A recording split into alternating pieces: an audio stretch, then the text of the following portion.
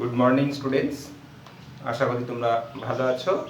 আজকে শুরু করছি তোমাদের নাটক নানা রঙের দিন। তোমরা টেক্সট বইটা সামনে খুলে রাখো, হেডফোন লাগিয়ে নাও, আর হাতে একটা পেন আর সামনে একটা খাতা রাখো। তাহলে প্রস্তুত ক্লাসরুম? চলো শুরু করি। আগের দিন আমরা যেখানে শেষ করেছিলাম যে ঝলসে দেবে আমাকে, রজনীকান্ত চট্টোপাধ্যায় বলছেন, কদিন পরেই শ্মশানের চিতার আঁচ লাগবে গায়ে, বুড়ো রজনী চট্টোপাধ্যায় ইত্যাদি। তখন কালীনাথ বলছেন, পমটার কালীনাথ বলছেন, পুরনো দিনের কথা ভুলে যান চাটুর্যে মশাই, পুরনো দিনের কথা ভুলে যান। আপনি চুপ করে বসুন এখানে, আর কিছু ভাববেন না। ভগবান আছেন চাটুর্যে মশাই, অদিষ্ট তো মানেন আপনি। চেঁচিয়ে রামব্রিজ রামব্রিজ, অর্থাৎ রামব্রিজ যদি ট্যাক্সি ডেকে দেন সেই জন্য রামব্রিজকে ডাকছেন কালীনাথ। কালীনাথের কথা দেখো কত শ্রদ্ধা ভরা কথা। বলছেন পুরনো দিনের কথা ভুলে যান চাটুর্যে মশাই, নাম ধরে ডাকছেন না, পদবীর সঙ্গে মশাই যোগ করছেন। চট্টোপাধ্যায় কথাটাকে খুব নিবিড় ঘনিষ্ঠতায় বলছেন, চাটুর্যে মশাই পুরনো দিনের কথা ভুলে যান। যত বেশি পুরনো দিনের কথা মনে পড়বে তত বেশি তিনি অপ্রাপ্তির পেয়ালায় ডুবে পড়বেন। মানে আমি জীবনে এগুলো পাইনি, আমার সম্ভাবনা এগুলো ছিল, তখন তার কষ্ট অনেক বেশি বাড়বে।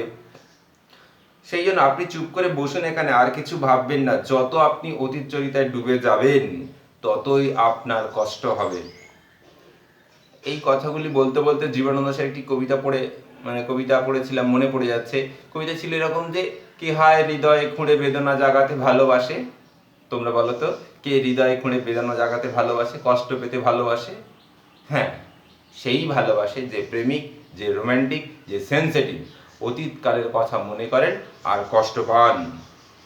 এ অদিষ্ট তো মানেন ভগবান আছেন, ভগবান এর নিশ্চয়ই এর ন্যায় বিচার করবেন। অর্থাৎ তিনি আস্তিক মানুষ কালীনাথ সেন, তিনি ভগবান বিশ্বাস করছেন, তিনি ভগবান নিশ্চয়ই ওপর থেকে দেখছেন, এবং তিনি কোথায় আছেন আমি জানি না, হয়তো ওপর থেকে, নিচে থেকে, কি মাঝখান থেকে দেখছে, কি মহাকাশ থেকে জানি না, তিনি দেখছেন, তিনি রাইট জাজমেন্ট করবেন, ন্যায় বিচার করবেন, এমনটাই প্রত্যাশা করেন। অদিষ্ট তো মানেন অর্থাৎ আপনি সব করেছেন, আপনার সমস্ত সম্ভাবনা ছিল, কিন্তু অদিষ্ট মানে যা দেখা যায় না, অর্থাৎ ভাগ্য, আপনার ভাগ্যে যা ছিল আপনি তাই পেয়েছেন, এমনটাই মনে করেন কালীনাথ সেন।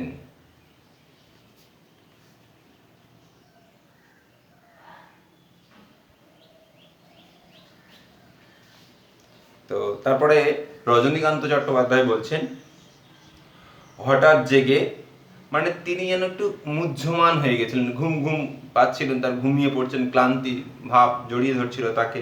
সেসব দিনে কি না পারতাম। অর্থাৎ কালীনাথ সেনের কথার প্রত্যুত্তর তিনি দিচ্ছেন না, তিনি তার মতন অতীতে ডুবে গিয়ে মুক্ত তুলে আনার চেষ্টা করছেন, নানা রঙের দিন তুলে আনার চেষ্টা করছেন, দেখাচ্ছেন আমাদের সেসব দিনে কি না পারতাম। কোন সব দিনের কথা বলছেন? যখন তার যৌবন ছিল, যখন তিনি অনেক রকমের অভিনয় করতেন, যখন তার খ্যাতি ছড়িয়ে পড়েছিল অনেক, সেই যৌবন বেলার, রূপসী বেলার কথা বলছেন। তখন পারতেন, তখন কি, তখন শরীরে শক্তি আছে, সারা দিন রাত কাজ করতে পারেন, গলার উচ্চবচতা আছে, একটা চরিত্রকে দেখার, বোঝার, তার ভিতরে ঢুকে তার মনস্তত্ত্বকে ক্ষমতা আছে সেগুলোকে জানার। কিন্তু যত বেলা বাড়ে, বয়স বাড়ে, এই সমস্ত দক্ষতা, ক্ষমতা আস্তে আস্তে সময়ের নিজস্ব নিয়মেই একটু একটু করে ক্ষয় হতে থাকে। বলছেন, যেমন খুশি তাই পারতাম। তোমার মনে আছে সেসব দিনের কথা? অর্থাৎ কালীনাথ সেনও দীর্ঘদিন এই থিয়েটার মঞ্চে যুক্ত, থিয়েটার কাজের সঙ্গে যুক্ত। তোমার মনে আছে সেসব কথা? পমটারদের কাজ কি? পুরো নাটক মুখস্থ করে রাখা। যেখানেই কোনো চরিত্র মঞ্চে অভিনয় করতে করতে ভুলে যাবেন, তাকে ধরিয়ে দিতে হয়। যিনি ধরিয়ে দেন, স্বাভাবিকভাবেই একটা অভিনেতা তার ডায়লগগুলো তার নিজের মনে থাকে, কিন্তু পমটারের কি, নাটকে যতগুলো ক্যারেক্টার আছে প্রত্যেকের ডায়লগ তাকে মনে রাখতে হয়। যিনি যেখানে আটকে যাবেন তাকেই হেল্প করতে হয়। কি সহজে এক একটা চরিত্র বুঝতে পারতাম। চরিত্র ধরো কোনো একটা বুড়োর চরিত্র অভিনয় করতে হবে, কোনো একটা শিক্ষকের চরিত্র অভিনয় করতে হবে, কোনো একটা চাষির এই চরিত্র অভিনয় করতে হবে। বিভিন্ন স্থান, কাল, পাত্র অনুযায়ী তার ভাব, ভঙ্গি, ভাষা অনুযায়ী অভিনয় ফুটিয়ে তুলতে হবে, স্বর নিক্ষেপ করতে হবে। একজন চাষি যে ভাষায় কথা বলে, যে ভঙ্গিতে কথা বলে, যে বডি ল্যাঙ্গুয়েজে কথা বলে, একজন শিক্ষক বলেন না। আবার একজন শিক্ষক যেভাবে বলেন, যে ভঙ্গিতে বলেন, একজন হয়তো মানে কি বলবো, একজন ব্যারিস্টার সেভাবে বলেন না, একজন মানে ঐতিহাসিক চরিত্র সেভাবে বলেন না। তাহলে সেই সমস্ত কিছু মনে রেখে অভিনয় করাটা অসম্ভব শক্ত একটা শিল্প, শক্ত একটা কাজ। সেটা তিনি করে গেছেন অত্যন্ত সহজতা এবং দক্ষতার সঙ্গে। বলছেন কি সহজে এক একটা চরিত্র বুঝতে পারতাম, কি আশ্চর্য সব নতুন রঙের চরিত্রগুলো চেহারা পেত। তাহলে চরিত্রের খাপের মধ্যে ঢুকে সেই চরিত্র কেমন করে কথা বলে, কেমন করে খায়, কেমন করে হাসে, কেমন করে দাঁড়ায়, সেগুলো সব অভিনেতাকে করতে হয়। অভিনেতার তো একটা নিজস্ব সত্তা আছে, সেই সমস্ত সত্তাকে ঢাকা দিয়ে, চাপা দিয়ে ওই চরিত্রের সত্তাকে ফুটিয়ে তুলতে হয়। কি অসীম বিশ্বাসে ভরা ছিল বুকে ঘা মেরে এই জায়গাটায়, শোনো হে, শোনো তো বলি।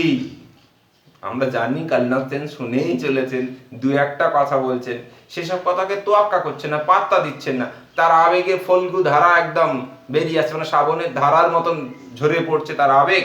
তাকে সম্মান দেওয়ার জন্য কালীনাথ সেন তাকে বারবার থামাচ্ছে না, একটা দুটো কথা বলছেন। তাই এই নাটকের সংলাপ এক পেশে মনে হচ্ছে না, একপাক্ষিক মনে হচ্ছে না, একবজ্ঞা মনে হচ্ছে না, দুর্বল মনে হচ্ছে না। স্বাভাবিক, সহজাত পরিবেশের সঙ্গে অত্যন্ত মানানসই বলে মনে হচ্ছে। দাঁড়াও, একটু দম টেনে নিই আগে। তাহলে দাঁড়াতে বলছেন, কিন্তু দাঁড়িয়ে আছেন। দম টেনে নি মানে শ্বাস প্রশ্বাসের কষ্ট। যখন ধরো তোমাদের মতন অল্প বয়সী পড়ুয়া যারা, তাদের কি মনে হয় এই বুক ধড়ফড় করে, এই জিনিসটা আবার কি রকম রে, ফিল করো যে না এ আর কিছু হয় না। কিন্তু হ্যাঁ, এটা হয় যে তখন 40 পেরিয়ে যায়, 40 পেরোলেই কথায় বলে না চালছে, দেখতে পাচ্ছ আমার চোখে চশমা, সেই চশমা দেখো বাইফোকাল, দূরেও দেখতে অসুবিধা হয়, সামনে অসুবিধা হয়। তো বয়সের সঙ্গে সঙ্গে এগুলো আসে।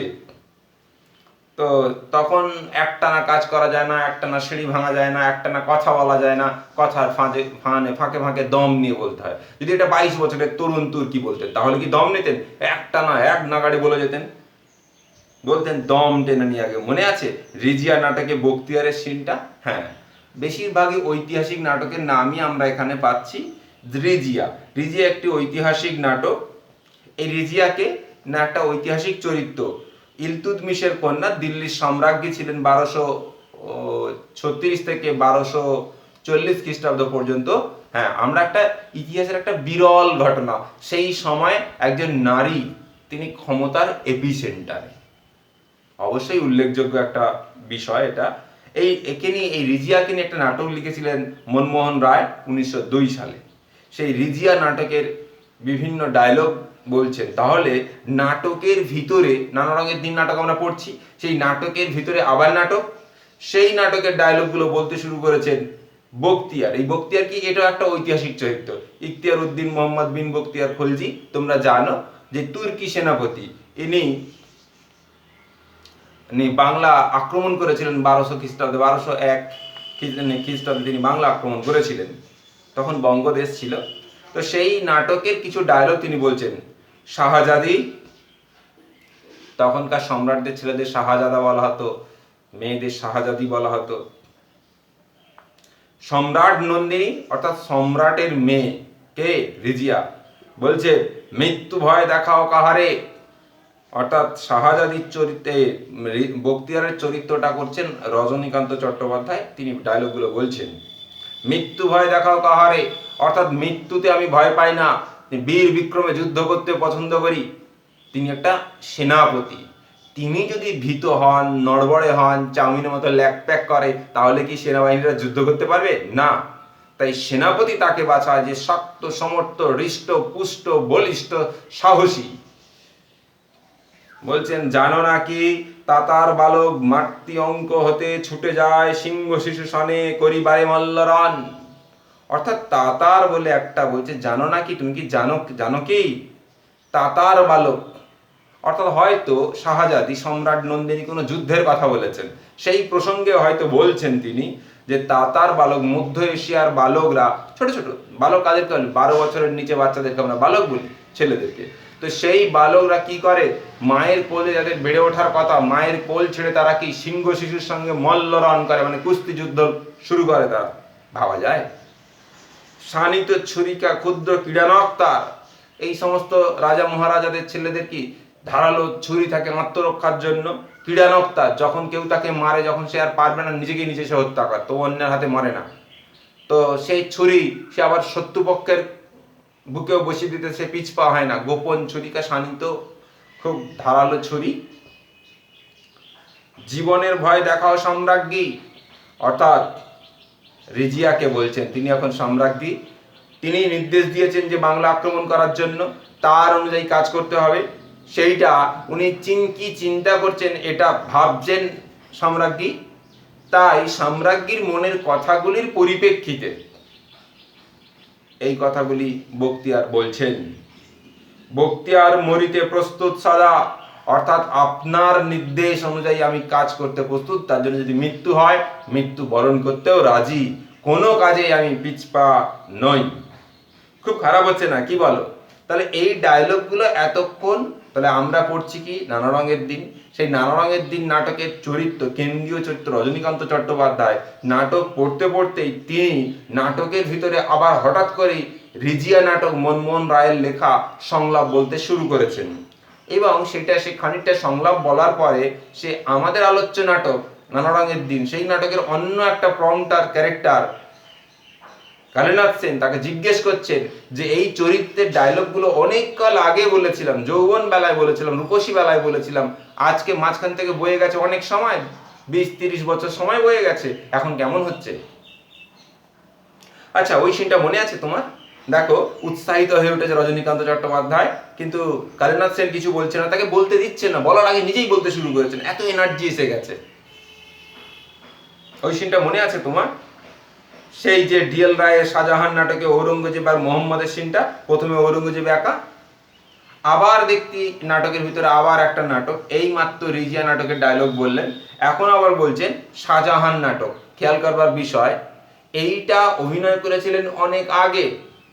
ধরো যিনি যখন নাটক শুরু করতে আসেন প্রথম দিকে, তো 45 বছর ধরে নাটক করেছেন, এক্সাক্ট ডেটটা বলা হয়নি কবে, অনেক বছর। সেই নাটকেরই একটা অন্যতম চরিত্র আলমগীর, অর্থাৎ শাহজাহান দিল্লির সম্রাট, তার 4টি পুত্র, তার 3 নম্বর পুত্রের নাম ঔরঙ্গজেব বা আলমগীর।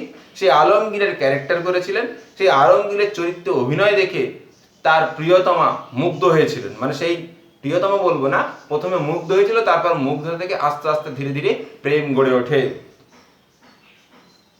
তাহলে সেই নাটকে যে সিন ছিল, তাহলে কোনো সন্দেহ নেই ডিএল রায়ের একটা ঐতিহাসিক নাটক শাহজাহান, সেই নাটকের কেন্দ্রীয় চরিত্র শাহজাহান এবং অন্যতম গুরুত্বপূর্ণ চরিত্র ঔরঙ্গজেব, যার সঙ্গে ঔরঙ্গজেবের সঙ্গে শাহজাহানের দ্বন্দ্ব ঘনীভূত হয়েছিল, যেটা নাটকের মূল উপজীব্য বিষয়।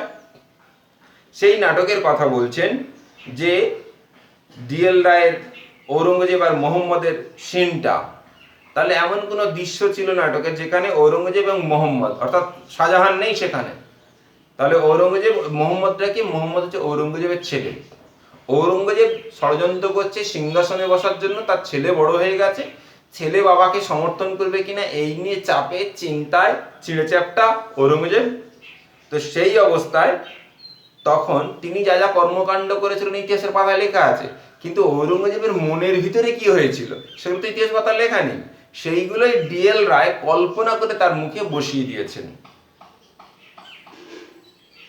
বলছেন প্রথমে ঔরঙ্গজেব একা, বড় ভয়ঙ্কর এ যোগ শাহনওয়াজ ও যশবন্ত সিংহ। আমি কিন্তু প্রধান আশঙ্কা করছি এই মোহাম্মদকে। কোন পরিপ্রেক্ষিতে বলছেন? যখন ষড়যন্ত্র করছেন দিল্লির সিংহাসনে বসার জন্য ঔরঙ্গজেব, তিনি জল মাপছেন, পালস মাপছেন, নাড়ি দেখছেন যে কোন কোন যোদ্ধা আমার পক্ষে আছে, কারা কারা বিপক্ষে আছে। ভাবছেন, প্রথম বলছে একটা ভয়ঙ্কর যোগ, মানে কি? পরিস্থিতি। যোগ মানে পরিস্থিতি। এখানে শাহনওয়াজ ও যশবন্ত সিংহ, ইনি মারোয়ার রাজ, উনি ঔরঙ্গজেবের যে বর্দা দ্বারা, সেই দ্বারার সমর্থক। পরবর্তীকালে যদিও অন্য ব্যাপার আমরা লক্ষ্য করেছিলাম, সেটা হচ্ছে যে ঔরঙ্গজেবের এত কূটনৈতিক বুদ্ধি, তার কূটনৈতিক বুদ্ধির কারণে এই যশবন্ত সিংহ একটা বড় সেনাপতি, তিনি কি করেছিলেন না, দারাকে ভুলে গিয়ে ঔরঙ্গজেবকেই সমর্থন করেছিলেন যুদ্ধের সময়। আমি কিন্তু প্রধান আশঙ্কা করছি মোহাম্মদকে, অর্থাৎ আমি বড় বড় কোনো সেনাপতিকে আশঙ্কা করছি না যে আমার বিপক্ষে লড়তে পারে, আমি যে সিংহাসনে বসবো তার পথের কাঁটা হতে পারে। ভাবছেন যে আমারই পুত্র মোহাম্মদ, এই মোহাম্মদ হয়তো বিরোধিতা করতে পারে, কেননা এই সিংহাসনে বসতে গিয়ে আমাকে যে সমস্ত সিদ্ধান্ত নিতে হবে সেই সিদ্ধান্তের বিরোধিতা করতে পারে কে না মোহাম্মদ। কেন আশঙ্কা করছেন? যে তখন তো দিল্লির সিংহাসনে বসে শাহজাহানকে ক্ষমতাচ্যুত করতে হবে, অর্থাৎ শাহজাহানকে ঘরে বন্দি করে রাখতে হবে।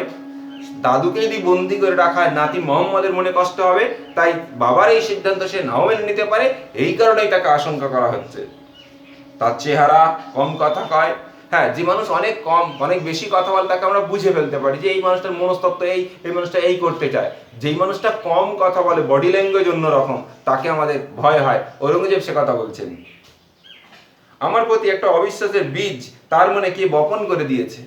তাহলে বাবাকে সে বিশ্বাস করে না বলে বাবার মনে হচ্ছে। জাহানারা কি? জাহানারাটা কি? শাহজাহানের একমাত্র কন্যার নাম জাহানারা, অর্থাৎ মোহাম্মদের পিসিমা জাহানারা। সেই জাহানারা কি ভাইপোকে ভুল বুঝিয়েছে যে দেখো তোমার দাদুর বিরুদ্ধে তোমার বাবা ষড়যন্ত্র করছে, এটা কখনোই কাম্য হতে পারে না। এই দিল্লির সিংহাসনে বসার উত্তরাধিকারী কে? দারা, জ্যৈষ্ঠ পুত্র বসার কথা। তাছাড়া শাহজাহান জীবিত, এই সময় ঔরঙ্গজেব সিংহাসনে বসতে পারে না। কিন্তু ঔরঙ্গজেব মনে করতেন যিনি বড় হয়েছেন, বড় ছেলে হয়ে জন্মেছেন, তিনি যে সিংহাসনে বসবেন তা নয়, যিনি যোগ্য দক্ষ তারই সিংহাসনে বসা উচিত। এই যে মোহাম্মদ, তাহলে এইরকম চিন্তা করছেন কে? ঔরঙ্গজেব।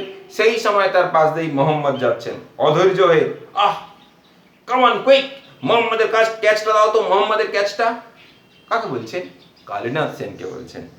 যে এই সময় তো আমরা জানি যে মানে রঙ্গমঞ্চে অন্ধকারের মধ্যে একাই দাঁড়িয়ে আছেন রজনীকান্ত চট্টোপাধ্যায়, তার সঙ্গে আছেন কে? কালীনাথ সেন। অর্থাৎ তিনি, রজনীকান্ত চট্টোপাধ্যায় তো ঔরঙ্গজেবের ডায়লগ বলছেন, তাহলে মোহাম্মদের ডায়লগটা কে বলবেন?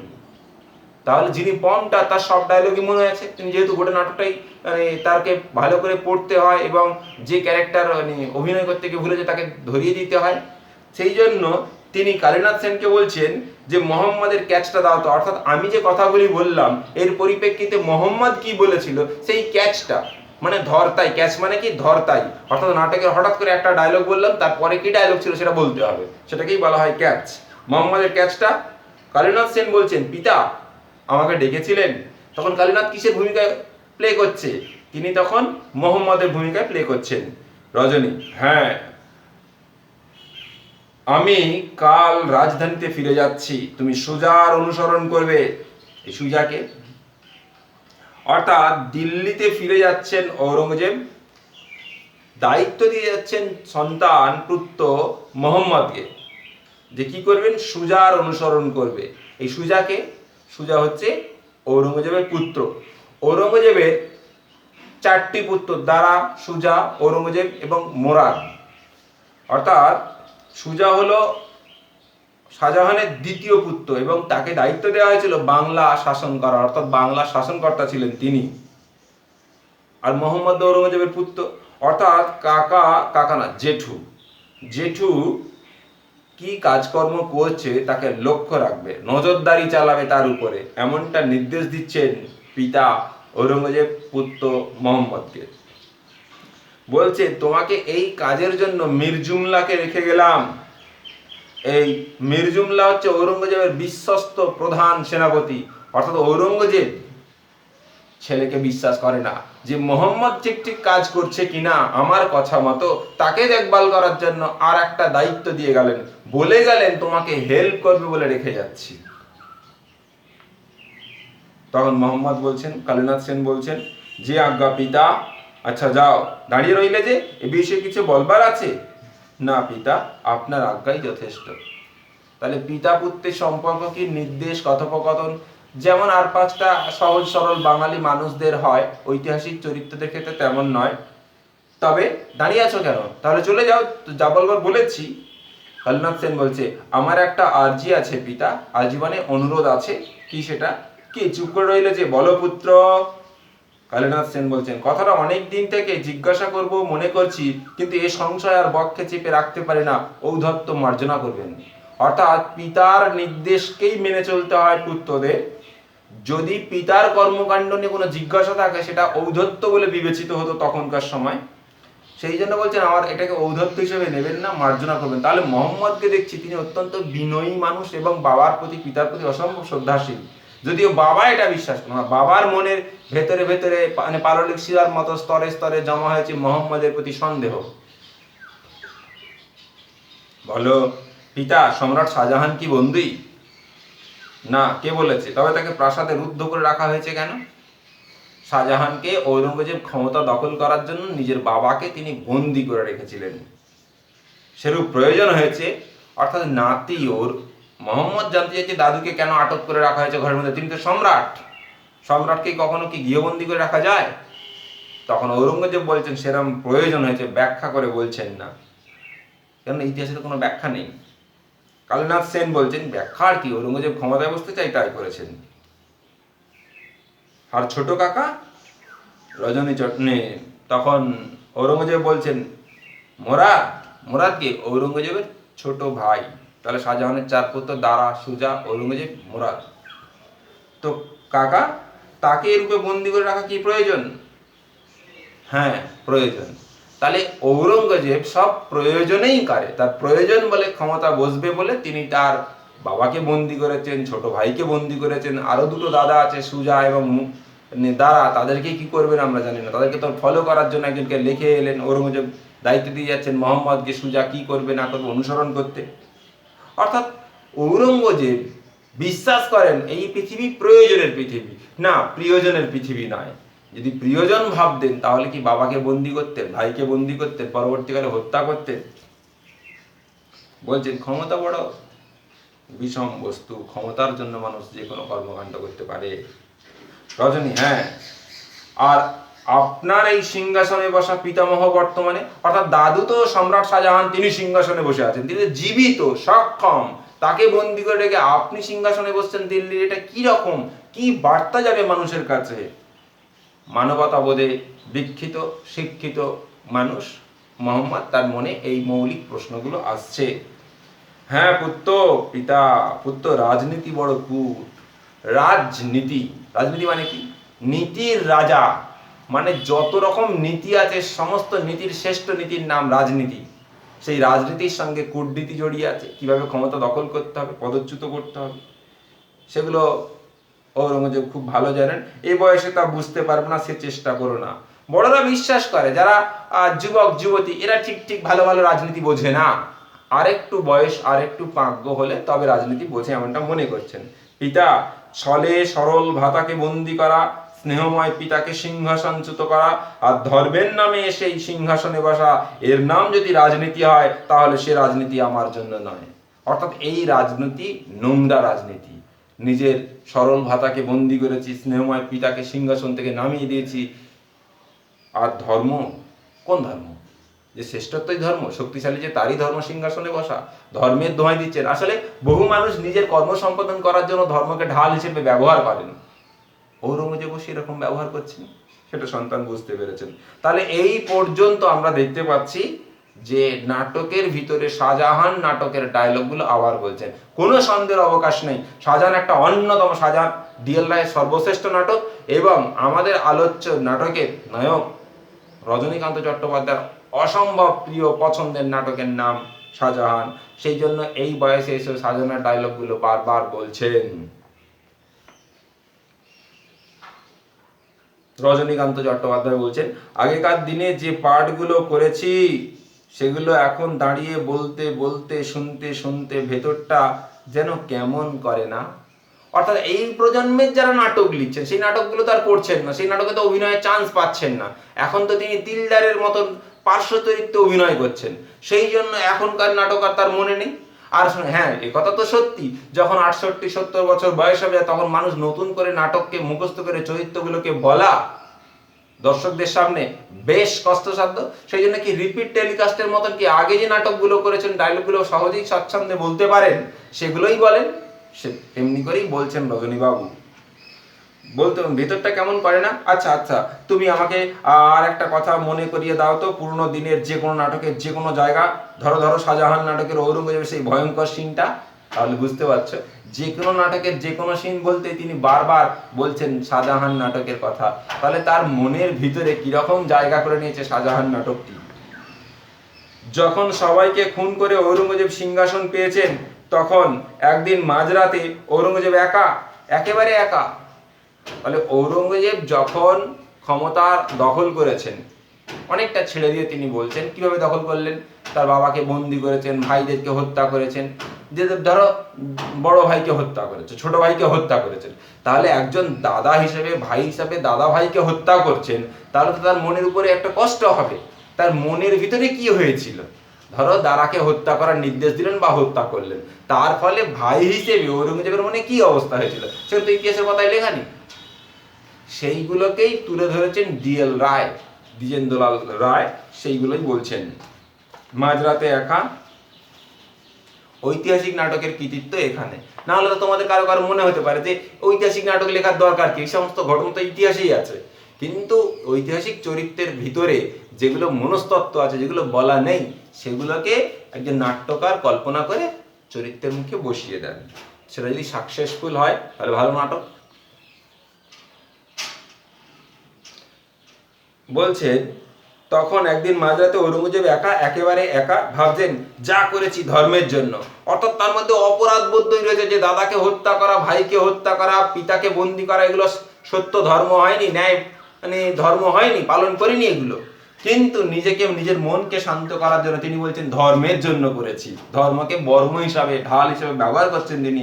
যদি অন্য উপায় সম্ভব হতো, উফ কি অন্ধকার, কে দায়ী, আমি, এ বিচার। হ্যাঁ, একজন মানুষকে খুন করলে তো আমাদের মনে তো কষ্ট হবেই, এবং অপরাধ বোধ, আমাদের ভিতরে যে সংবেদনশীল মন আছে তো কষ্ট পাবেই। তার প্রতিক্রিয়া কি হবে? যদি আমরা দাগী অপরাধী না হই তাহলে আমাদের এটা হবে, মানুষ হিসাবেই কষ্ট হবে। তো ঔরঙ্গজেব দাগী অপরাধী কোনো সন্দেহ নেই, কিন্তু তিনি তো মানুষ, তার ক্ষমতার লোভের জন্য তিনি এটা করেছেন। কিন্তু তারপরে তার মনের কি অবস্থা কি ছিল? ও কি শব্দ? না, বাতাসের শব্দ। কি একটা ঘরের মধ্যে তো খুট করে আওয়াজ হয়েছে, বাতাসের শব্দ, ছিটকিনি হয়তো খুলে গেছে। এ কি, কোনো মতেই এ চিন্তাকে মন থেকে দূর করতে পারছি না। অর্থাৎ কোন চিন্তা? রাতে তন্দায় ঢুলে পড়ি কিন্তু নিদ্রা আসে না। কি স্তব্ধ, এত স্তব্ধ কেন? ও কি, ও কি, ও কি, আবার সেই দ্বারার ছিন্ন শিব, অর্থাৎ বড়দা দ্বারা তাকে হত্যা করেছে, দেহ থেকে মাথা আলাদা করেছে। দাদার মাথাটা দেখতে পাচ্ছেন তিনি, চোখ বন্ধ করলে দেখতে পাচ্ছেন, অন্ধকার ঘরের মধ্যেই দেখতে পাচ্ছেন। হ্যাঁ, এই কথা সত্যি যে চোখের পাতা খুললে আমরা কিছু দেখতে পাই, সেটা এই পার্থিব জগতের যা কিছু গাছপালা, ঘর বাড়ি, মানুষ, পশু পাখি, পাহাড় দেখতে পাই। তাহলে কি চোখ বন্ধ করার জন্য, চোখের পাতা বন্ধ করলে কিছু দেখতে পাই না? হ্যাঁ, দেখতে পাই। চোখ বন্ধ করে নাও, তোমরা সব দেখতে পাবে, তোমাদের অতীতের কথাগুলি। সেগুলোই ঔরঙ্গজেব যেন দেখতে পাচ্ছেন অন্ধকারের মধ্যে। হ্যাঁ, এমন হতেই পারে আমরা অন্ধকারই বেশি দেখি, আত্মমন্থন করে দেখি। বলছেন সুজার রক্তাক্ত দেহ, সুজাকে হত্যা করেছেন, তাহলে বড়দাকে হত্যা করেছেন বড়দা দ্বারা, মেজদা সুজা তাকে হত্যা করেছেন। মুরাদের কবন্ধ, তাহলে মুরাদ ছোট ভাই, তার দেহ থেকে মাথাটা আলাদা করে দিয়েছেন। তাহলে কোনো মানুষের দেহ যদি না, মাথা যদি না থাকে, দেহটা থাকে, তাকে কবন্ধ বলা হয়। তোমরা ইতিহাসের পাতায় পড়েছো এমন একজন মানুষ যার নাম কনিষ্ক। যাও সব, হ্যাঁ আমি বিশ্বাস করি না, ওই তারা আবার আমায় ঘিরে নাচছে, কে তোমরা? অর্থাৎ এই দুই দাদা এবং ভাইয়ের প্রেতাত্মা আমাকে ঘিরে নাচছে। ভাই, দাদা, তুমি ঠিক করেছো আমাদের হত্যা করে, তুমি সুখ পেয়েছো, তোমার হাতে তো অনেক রক্ত, তুমি রাজকার্য, শাসন কার্য চালাবে কি করে? তোমার তো রক্তাক্ত হাত। জ্যোতির্ময়ী ধূম শিকার মতো মাঝে মাঝে আমার তন্দ্রায়, আমার জাগ্রত তন্দ্রায় এসে দেখা দিয়ে যায়। চলে যাও মোরাদের কবন্ধ, আমার, এখানে লিখছে আমার, এটা হবে আমায় ডাকছে। দাদার মুন্ডু আমার পানে এক দৃষ্টে চেয়ে আছে, সুজা হাসছে। এ কি সব, উফ। এইগুলো ডিএল রায় ভেবেছেন যে দাদার মুন্ডু এক পানে চেয়ে আছে, ভাই তুমি আমাকে হত্যা করেছো, সুখ পেয়েছো। সুজা হাসছি, কি করেছিস তুই, কত নির্বোধ পাষণ্ড তুই, এই সব ভাবছেন। এই দ্বারা তিনি পাঞ্জাব, এলাহাবাদ এদের শাসনকর্তা ছিলেন। আর সুজা ছিলেন শাহজাহানের দ্বিতীয় পুত্র, ভালো নাম, গোটা নামটা আর কি সুজা-উদ-দৌলা। তখন হাততালি দিয়ে জোরে হেসে ওঠেন। তাহলে এই পর্যন্ত ঔরঙ্গজেব নিজে নিজে যে স্বগতোক্তি করেছিল, সেই স্বগতোক্তিগুলো এখানে স্বগতোক্তি করছেন কে না রজনীকান্ত চট্টোপাধ্যায়। সাবাস সাবাস, এখন বয়সগুলো কোন চলে গিয়ে দাঁড়িয়ে আছে হে, কাকে বলছেন? আবার বাস্তবে ফিরে এসছেন, মানে এখন তিনি রঙ্গমঞ্চে অন্ধকারে ফাঁকা একা দাঁড়িয়ে আছে, ফাঁকা রঙ্গমঞ্চে, বলছেন সাবাস সাবাস, এই তো আমি দারুণ ডায়লগ বলতে পারি, আমি তার পার্ট ভুলে যাই না, আমি দিব্যি বলতে পারি। এখন বয়সগুলো কোন চুলো গিয়ে দাঁড়িয়ে আছে, তাহলে আমার বয়সের ভারে নুব্জ, আমি মুখস্থ বলতে পারি না, ডায়লগকে ফুটিয়ে তুলতে পারি না, চরিত্রে শর্ট নিক্ষেপ করতে পারি না, সেই জন্য পরিচালকরা আমাকে বড় বড় চরিত্র দেয়নি, এখন সাইড রোল দিয়েছে, পার্শ্ব চরিত্র দিয়েছে, দিলদারের চরিত্র দিয়েছে। অর্থাৎ দিলদারের চরিত্র করতে হচ্ছে বলে রজনীকান্তের মন ভেতরে ভেতরে ব্যথিত, রক্তাক্ত, তাই এই কথামালাগুলি তিনি বলছেন। কোথায় দাঁড়িয়ে আছে হে, কোথায় গেল 68টা বছরের শোক? তাহলে এতক্ষণ আমার শোকে কাতর ছিল যে আমার জীবনের বহুমূল্যবান সোনালী দিনগুলো চলে গেছে, রূপালী দিনগুলো চলে গেছে, যৌবনের স্পর্ধা চলে গেছে, সাহস চলে গেছে, উজ্জ্বলতা চলে গেছে, এখন আলো আস্তে আস্তে ম্লান হয়ে আসছে, অন্ধকার ঝাঁকিয়ে বসছে। এই যে ব্যথা, এই যে কষ্ট, সেখান থেকে তিনি বলছেন যে 68 বছরের শোক এই মুহূর্তে আমার নেই, আমি যেন আমার যৌবন ফিরে পেয়েছি, ফিটনেস ফিরে পেয়েছি, আমার মানে অভিনয় দক্ষতা ফিরে পেয়েছি। কোথায় চিতার আঁচটা? তাহলে আমি ভাবছিলাম যে আমি এক পা করে মৃত্যুর দিকে এগিয়ে যাচ্ছি, কদিন পরে খাটে উঠতে হবে, চিতায় জ্বলে পড়ে ধ্বংস হয়ে যাবে শরীরটা এবং মন। আসলে না, আমি সব ফিরে পেয়েছি, এমনই আত্মবিশ্বাসী লাগছে। আসলে মদ্যপান করলে মানুষের এমন মনে হয়, যেমন গাঁজা খেলে মানুষের এমন মনে হয় টান দি গঞ্জিকাতে। অর্থাৎ বাস্তবের সমস্যা, জ্বলন্ত বার্নিং ইস্যুগুলো, জ্বলন্ত সমস্যাগুলো ভুলে থাকার জন্য কেউ মদ্যপান করে, কেউ গাঁজা খায়, তার ফলে কি সাময়িক স্বস্তি মনে হয় তাদের। আমি স্পষ্ট বুঝতে পারছি কালীনাথ আমার প্রতিভা এখনো মরেনি। তাহলে উনি বুঝতে পেরেছিলেন যে ওনার প্রতিভা মরে গেছে, সেই ক্ষমতা নেই, দক্ষতা নেই, সেই জন্য পরিচালকরা ভালো চরিত্র আর দিচ্ছেন না। উনি এখন আবিষ্কার করলেন, আত্ম আবিষ্কার করলেন যে আমার প্রতিভা আছে, আমি ডায়লগ অনায়াসে স্বাচ্ছন্দ্যে স্বাভাবিকভাবে সাবলীলভাবে বলতে পারি, আমি কোনো মতে আটকে যাই না, ভুলে যাই না, এমনটা মনে হচ্ছে। শরীরে যদি রক্ত থাকে তাহলে সে রক্তে মিশে আছে প্রতিভা, অর্থাৎ প্রতিভা রক্তের সঙ্গে মিশে থাকে। প্রতিভা হঠাৎ করে তৈরি হয় না, হঠাৎ করে নিভে যায় না। প্রতিভা আমার আছে, উনি নিজে বিশ্বাস করছেন, আত্মবিশ্বাস তৈরি হচ্ছে। হ্যাঁ, অভিনয় করতে গেলে এটা ভীষণ জরুরি, আত্মবিশ্বাস ছাড়া কিন্তু কোনো কাজই হয় না। এর নাম যদি যৌবন না হয়, শক্তি না হয়, জীবন না হয়, তাহলে জীবন বস্তুটা কি কালীনাথ? এই যে আমার এত স্পিরিট, আমার এত এনার্জি, এত স্বাভাবিকতা, স্বচ্ছন্দতা, এরই নাম তো যৌবন। তাহলে যৌবন চলে গেছে সময়ের নিজস্ব নিয়মে। মানুষ সবচেয়ে বেশি ভালোবাসে যৌবনকে, আষ্টে পিষ্টে জড়িয়ে জাঁপটে থাকতে ভালোবাসে যৌবনকে। যদি যৌবন চলে যায় তাহলে মন খারাপ হয় মানুষের, মানুষ বেদনায় আক্রান্ত হয়। কিন্তু আমি বলি সব জীবনেই আনন্দ আছে, সব এজেই আনন্দ আছে, সব ফেজেই আনন্দ আছে। সেই ফেজটাকে উপলব্ধি করতে হবে। এমন নয় শুধুমাত্র যৌবনেই আনন্দ আছে। আচ্ছা, বাল্যে কি আনন্দ ছিল না? কৈশোরকালে আনন্দ ছিল না? মানে সন্ধিক্ষণে কি আনন্দ ছিল না? বার্ধক্যেও কি আনন্দ নেই? সেই আনন্দগুলোকে বুঝতে হবে। কিন্তু হ্যাঁ, এই কথা সত্যি, যৌবনে বেশি আনন্দ, যে শক্তিটাও বেশি থাকে। আস্তে আস্তে কি ধরো হাড়গুলো আস্তে আস্তে তার ক্যালসিয়াম কমে আসে, স্টেবিলিটি কমে আসে, মানে হাড়গুলো অত সক্ষম থাকে না, ক্ষয়ে যেতে শুরু করে, নানা রকম সমস্যা দেখাতে বয়সোচিত। বলছেন প্রতিভা যার আছে বয়সে তার কি আসে যায়। যে সমস্ত মানুষদের সমস্যা দেখা দিচ্ছে, সংকট দেখা দিচ্ছে, সে প্লেয়ার থেকে শুরু করে অভিনেতা থেকে শুরু করে সমস্ত মানুষ, তারা বয়সকে গুরুত্ব দেন না, যে পারফর্ম করাটাই মেন প্রধান বিষয়। এই তো জীবনের সত্য কালীনাথ। আমার অ্যাক্টিং তোমার তোমার ভালো লেগেছে না? সত্যি ভালো লেগেছে না? আমার আরো মনে আছে জানো সেই শান্ত গভীর পূর্ণতার কথা। শোনো, জীবনের শেষ যুদ্ধযাত্রার আগের রাতে সুজার সেই কথাগুলি পিয়ারা বানুকে বলা। তাহলে সুজা উদ্দৌলার দ্বিতীয় পক্ষের স্ত্রীর নাম পিয়ারা বানু। তো তিনি যখন যুদ্ধক্ষেত্রে যাচ্ছেন তার আগে সারা রাত তার স্ত্রীর সঙ্গে জেগে গল্প করেছেন। How romantic! যে যুদ্ধে যাচ্ছেন তার মৃত্যু হতে পারে, সে হয়তো আর ফিরে আসবে না, হয়তো ফিরে আসবে কফিন বন্দি হয়ে হয়তো। তাই সারা রাত জেগে সুজা পিয়ারা বানুকে বলেছে, আজ তবে হাসো, কথা কও, গাও, যা দিয়ে আমাকে এতদিন ছেড়ে দিতে, ঘিরে বসে থাকতে, একবার শেষবার দেখে নি, শুনে নি তোমার বীণাটি পাড়ো। অর্থাৎ অসামান্য গাইয়েছিলেন এই পিয়ারা বানু, তার গানের সুরের লহরীতে মুগ্ধ হয়ে যেতেন আমাদের এই সুজাউদ্দৌলা। সেই জন্য হয়তো তিনি আশঙ্কা করছেন যে মেঘ ঘনীভূত হয়েছে, হয়তো বিপদ, হয়তো আর ফিরে আসবে না, তাই শেষবারের মতো শুনে নিতে চায় তার সবচেয়ে প্রিয়তমার কণ্ঠস্বর। বিনাটি পাড়ো গাও, স্বর্গ মর্তে নেমে আসুক, সুরের সম্মোহে সম্মোহিত হোক। যেন স্বর্গ বলে আসলে কোথায় আছে? স্বর্গ মানুষের মনের ভিতরেই আছে, আলাদা কোথাও নেই। মানুষের মন যখন প্রচন্ড খুশি তখন সেই স্বর্গের সুখ অনুভব করতে পারে। আর যখন মানুষের মন খুব নোংরা থাকে তখন সেই পৃথিবীকে তার নরক মনে হয়। আসলে মনের অবস্থা অনুযায়ী এগুলো বদলে বদলে যায়। ঝঞ্ঝাতে আকাশ ছেয়ে দাও, তোমার সৌন্দর্যে একবারে অন্ধকারকে ধাঁধিয়ে দাও দেখি। মানে হ্যালোজিন মনে হচ্ছে প্রেমিক সুজাউদ্দৌলা তার প্রিয়তমার যে সৌন্দর্য, সেই সৌন্দর্য যেন অন্ধকারে থাকলেও তার মানে দ্রুতিতে চারিদিকে বর্ণ ছটায়, বিজুলিতে একদম ঝলমল করবে আলো, হঠাৎ আলো ঝলকানিতে ভরে যাবে সবাই। তোমার সৌন্দর্য অন্ধকার যেন লজ্জা পেয়ে দৌড়ে পালাবে যেখান থেকে। তোমার সৌন্দর্য এত, অনেক বেশি বেশি হয়ে যাচ্ছে না সৌন্দর্যের ব্যাখ্যা বলতে গিয়ে? হ্যাঁ, যেন এই সমস্ত রজনী বাবুকে কথা শুনে, আসলে এই সুজাউদ্দৌলার কথা শুনে মনে হচ্ছে অসম্ভব রোম্যান্টিক প্রেমিক।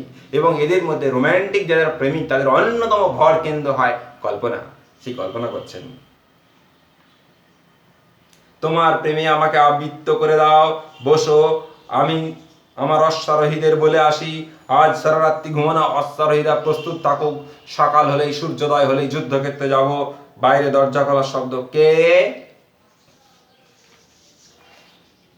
তাহলে যুদ্ধ করতে যাবেন, তার জন্য আজকে শেষবারের মতন তিনি গান শুনে নিতে চাইছেন। তাহলে এখানে এই ডায়লগগুলো শাহজাহান নাটকের আবার বলছেন কে? না, আমাদের আলোচ্য নাটকের কেন্দ্রীয় নায়ক রজনীকান্ত চট্টোপাধ্যায়। আজকের ক্লাসটা এই পর্যন্তই। আর একদিন হলে, আজকে দেখো ডে 5, পঞ্চম দিন, আর একদিন হলেই নাটকটা শেষ হয়ে যাবে। তারপরে আমরা প্রশ্নোত্তরে যাব। ঠিক আছে, এই পর্যন্ত।